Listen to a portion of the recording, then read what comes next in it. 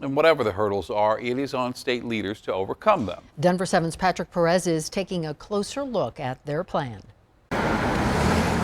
For the first time since the end of March, Colorado is beginning to see declining interest in getting the COVID-19 vaccine. It's not a resistance to vaccine issue. It is what you might call a hesitancy or laziness issue. Data from the state's vaccine dashboard shows a little more than 339,000 Coloradans were vaccinated last week. That's a 15% decrease from the week before. The peak was a week of April 4th, when more than 412,000 Coloradans were vaccinated.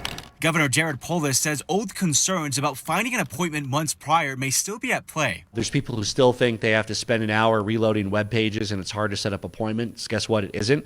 Easy to set up an appointment, and you don't even need an appointment. You can just show up and get it. Joe Hanel with the Colorado Health Institute says health officials predicted a decline in vaccinations would happen, and it has. We knew the supply was going to ramp up, and we knew that the people who were most interested in getting vaccinated, they now have mostly had the opportunity to do that. Vaccine hesitancy is still real, though, especially after the reports of the rare blood clots from the Johnson & Johnson vaccine. But Joe says it's hard to say if that's stopping otherwise willing people to roll up their sleeves. Now it's a matter of doing more outreach, and rather than people coming to you. With vaccine buses visiting rural and underserved communities and mass vaccination sites open with no appointments necessary, if you want the vaccine, you can get it. If you talk to health officials in Colorado, the message is the same. Please do. Patrick Perez, Denver 7.